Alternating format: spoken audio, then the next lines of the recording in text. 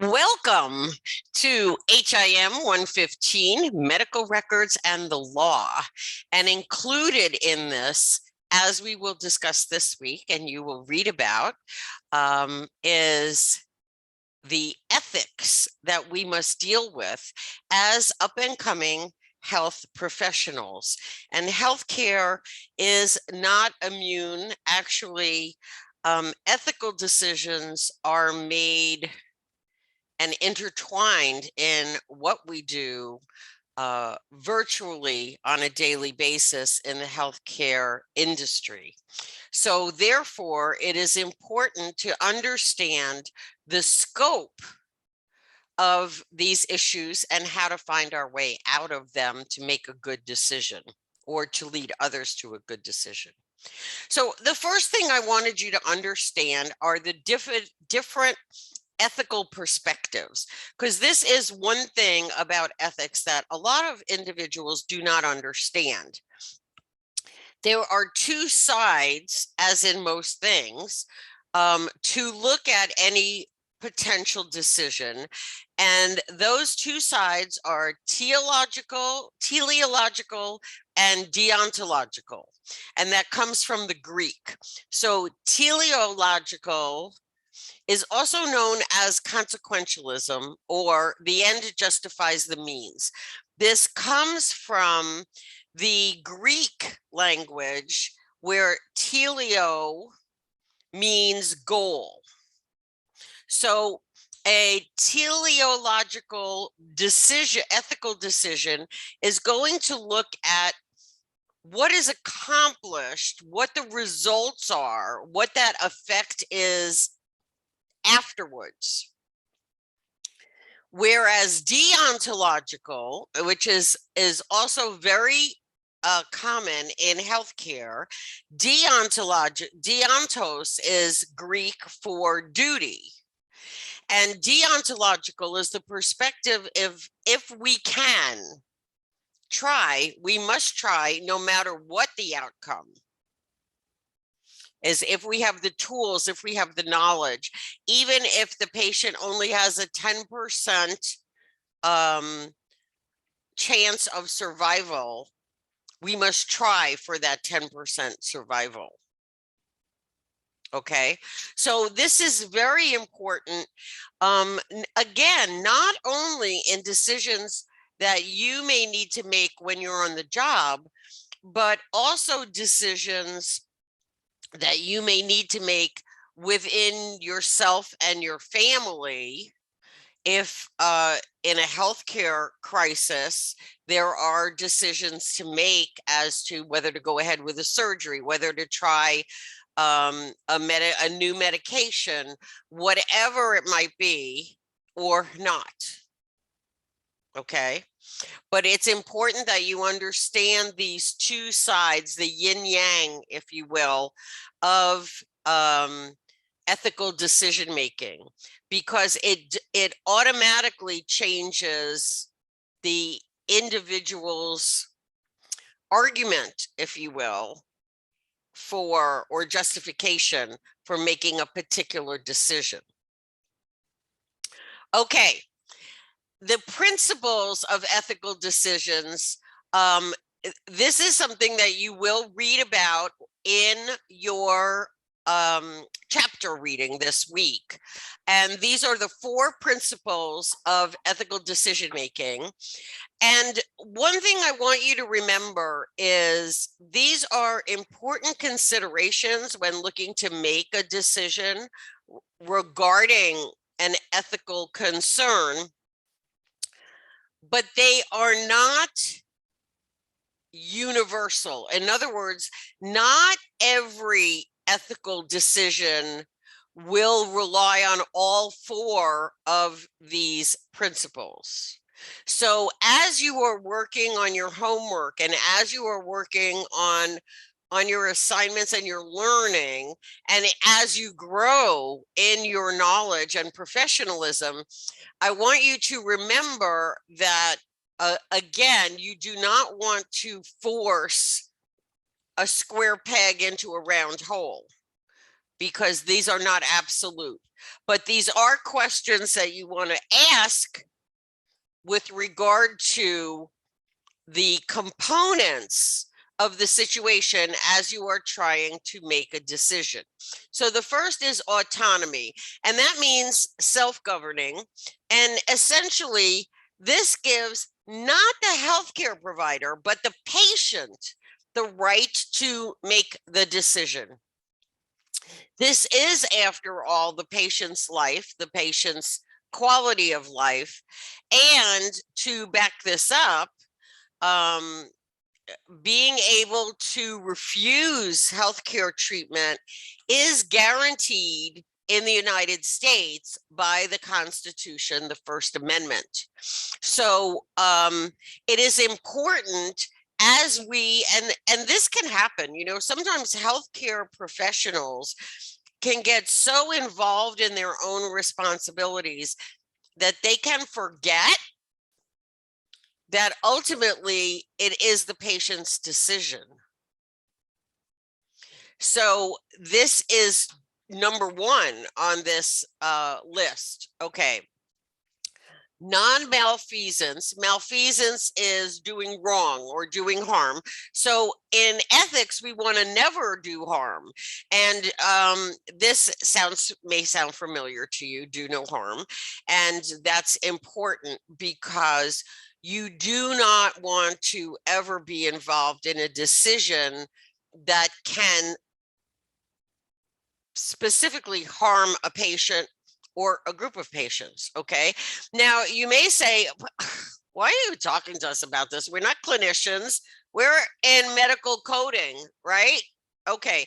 Well, I want you to remember the responsibility of medical coders and billers, which is when you do not do your job properly and you miscode,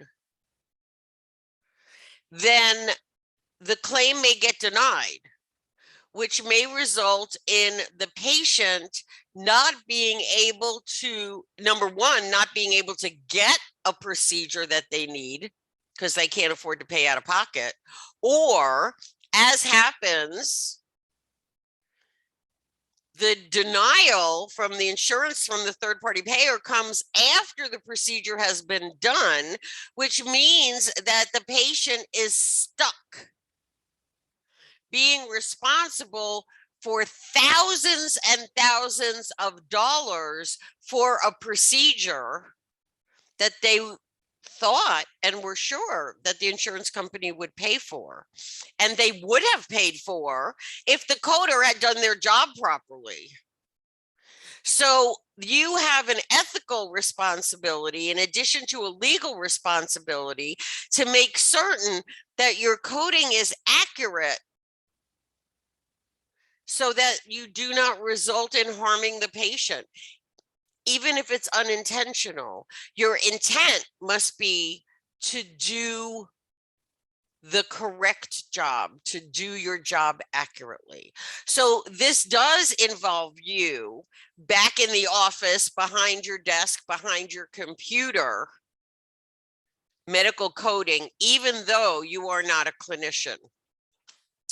Beneficence is doing good. So if there is an opportunity to help a patient, and again, you may say, how does this help me? Okay, so what this means is doing a good job in verifying eligibility and getting approval for especially expensive procedures before the procedure has happened.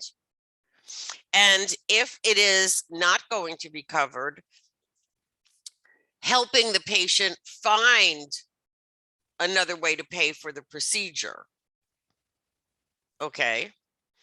And there are lots of opportunities. There are lots of charitable organizations. There are payment plans. There are lots of opportunities if you look to help the patient.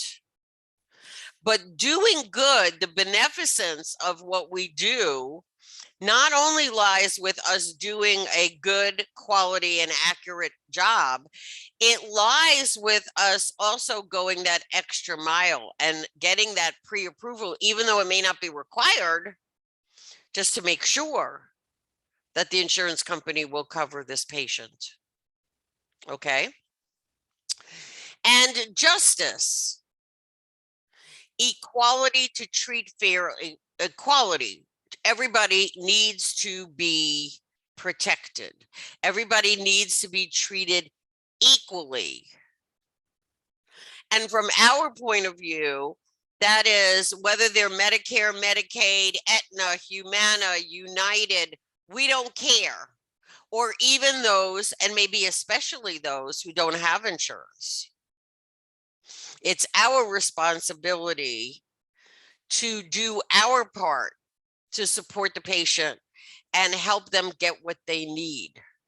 Remember, we have our hands, we control the tap of revenue, the money that is coming into the practice or the facility. We do our job well, and the money flows in. That means money for new equipment. That means money for raises and promotions. Yeah, okay, that's good, right? Okay, but that means if we do our job poorly, not only is the flow of money interrupted or reduced, but we also have the problem of legalities, which we will discuss later on in this term. But not doing our job well can also be fraud or illegal, and you may find that sometimes there will be pressure put upon you to change the codes so the patient can get the procedure, because normally it wouldn't be permitted. That's an ethical decision you're going to have to make. It has happened. No, we do this all the time. Okay, well, you know what? Robbing a bank all the time doesn't make it any less legal or ethical. All right. So while on the surface, you may not see this as directly affecting your upcoming career, trust me when I tell you, these are decisions that you will be involved with. So it's important that we understand being a good neighbor, being a good part of the community, doing right by our patients. Okay, so a quick, now in your, and I'll mention this in a minute, but in the course content, you will find a 7-step decision-making, ethical decision-making method. This is an abbreviated one, but basically the steps are the same. Is the first thing you want to do is carefully and clearly identify what the question is or what the problem is, the dilemma. What are we trying to accomplish? What is the what is not fitting in the normal process? Assess how much the dilemma is driven by biases of caregivers. So that includes the doctors and the nurses, that includes the hospital administration, as well as the family. Okay, and I'm sure you've seen this in the movies, right? Is rich individuals, you know, and their greedy children who are like, sure, take our daddy to surgery, even though he has only a 5% chance of survival. I'm in the will. Okay. So we have to make sure that we carve out any influences that might have something other than the patient's best interest in mind. And this can be very difficult to carve that away, okay? Then we want to get rid of all of those and find out from the patient if the patient is conscious and is capable of making a decision. Sometimes people forget that. You know, it's interesting. My father, and he passed away many years ago, but when he was in ICU, toward the very end of his life. He was 91. And I remember very clearly, my mother and I were standing at the foot of his bed, discussing his prognosis with 3 of his doctors. Okay. And I didn't realize until afterwards that we were having this whole discussion about my dad at the foot of his bed. He was conscious, and none of us thought to just turn and say, what do you think? Now, my mother and I had discussions with my father about where he wanted care to go and what was going to happen prior to this. But I feel like, and still, and I'm telling you, my father passed away 15 years ago, and still every now and then I get that bad feeling that we were talking about him in front of him and never once tried to include him in the conversation. And this can happen with the elderly and with children, and children who might be old enough to participate in the conversation, but sometimes are left out of the conversation. So this is important, again, on a personal basis, but also on your professional basis. Okay. And then consider the case, the various options in light of ethical principles, which we just discussed. And hopefully something will become clear. But these are very challenging decisions in healthcare, whether you are the patient, whether you're the family of a patient, or whether you're part of the care team. In no way is this simplified. Okay. But the discussions, communicating is what helps. All right. So this week, Making Ethical Decisions, Chapter 2 is your reading assignment. And again, I want you to remember that even though the textbook, I think, is a little skewed toward clinicians, and you may feel, well, this doesn't apply to me. So hopefully what we have discussed, or what I have shared with you today, will help you see that it does involve you. You are part of the care team, and you are involved in what is happening, what can happen, what may happen, and what may happen on the other side, such as our carelessness or inability to do our jobs properly can result in throwing someone else into financial horror and chaos, throw them into bankruptcy, cause them to lose their home. Yeah, that's us. That's not the doctors, that's us. So this does apply. Okay. All right. After reading Chapter 2, complete and submit your assignments, please. And also, as I mentioned before, there's 7 steps to ethical decision making, a handout that's in the content, but also a link to, and this is free, this movie. It's on YouTube, called Baby Girl Scott, starring John Lithgow and Mary Beth Hurt. It was a Lifetime movie, so it's only like an hour and a half long. It is excellent, and it is the model. It's not only is it well done, but the whole movie is about ethical decision making. And as you're watching it, I want you to notice that the neonatologist, it's about a premature born baby.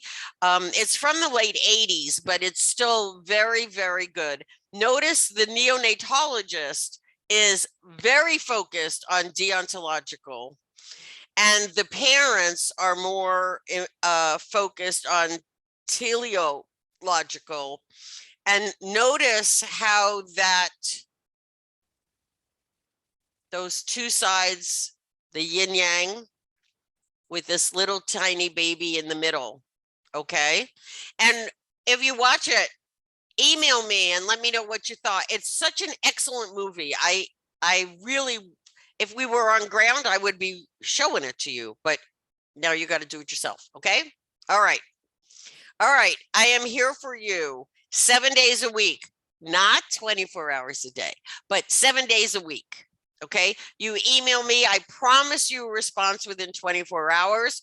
We can email back and forth. We can set up an appointment to speak on the phone. We can set up an appointment to Zoom or FaceTime or Skype, whatever. I am technologically flexible. And most important, I'm here to support your learning. So have a great day.